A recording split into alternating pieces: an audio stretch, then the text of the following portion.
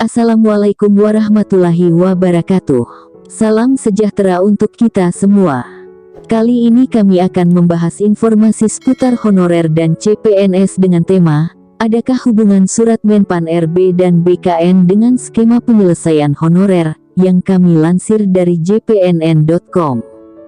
Untuk itu, langsung saja kita simak informasinya.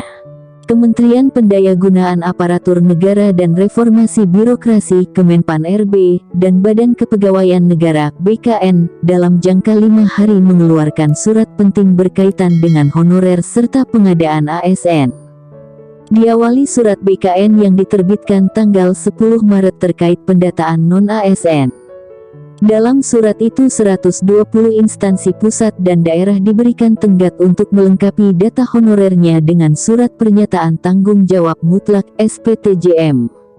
Mereka ditenggat pada tanggal 31 Maret tahun 2023 dan bila lewat dianggap tidak punya honorer lagi.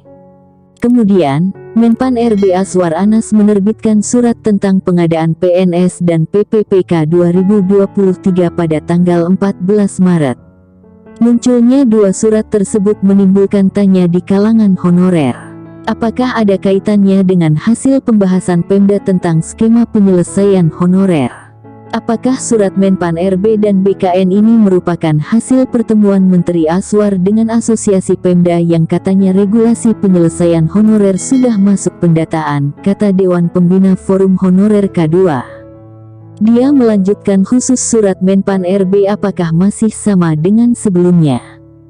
Jika sifat edaran informasi ini beda dengan hasil dari pertemuan dengan Asosiasi Pemda, menurut Nur, honorer K2 sedikit lega. Sebab, kalau merujuk dari kalimat Menteri Azwar di media sosial, ada harapan besar untuk penyelesaian honorer yang sudah masuk database BKN. Honorer menunggu realisasi janji-janji Menpan RB Azwar Anas. Jangan hanya PHP alias pemberi harapan palsu saja, tegasnya. Dia menambahkan kedua surat itu menimbulkan pro dan kontra di lapangan. Oleh karena itu, Nur berharap honorer tetap mengawal pengusulan formasi baik CPNS maupun PPPK Badan Kepegawaian Daerah BKD masing-masing. Sebab, sekali lagi pusat hanya mengikuti apa yang diusulkan oleh daerah. Nur mengaku khawatir dengan informasi ini. Apakah nanti hasil informasi ini dipakai sebagai acuan penyelesaian honorer setelah pasca penghapusan honorer pada November tahun 2023? Sebab, banyak honorer K2 yang tumbang karena persyaratannya banyak.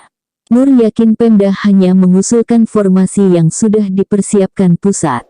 Kebijakan yang diusulkan Pemda apa tidak tulang tindih dengan aturan pusat. Contohnya, daerah butuh teknis, tetapi kalau pusat tidak menyetujui, apakah ia formasi tenaga teknis akan ada di PPPK 2023, terangnya. Dia mempertanyakan berbagai pernyataan Menpan RB berbanding terbalik dengan yang disampaikan di media bahwa akan mencarikan solusi buat honorer. Jujur saja, ini surat Menpan RB dan BKN bikin honorer sesak napas. Kami sudah terlanjur berharap banyak ada kebijakan khusus untuk honorer ternyata hasilnya begini, terangnya. Nur berharap Komisi 2 DPR RI bisa memperjuangkan nasib honorer K2 terutama tenaga teknis administrasi. Sebab, beberapa kali seleksi PPPK, tenaga teknis administrasi tidak mendapatkan afirmasi sedikit pun, makanya banyak yang gagal di tahap administrasi. Demikian informasi mengenai adakah hubungan surat Menpan RB dan BKN dengan skema penyelesaian honorer. Semoga bermanfaat. Terima kasih.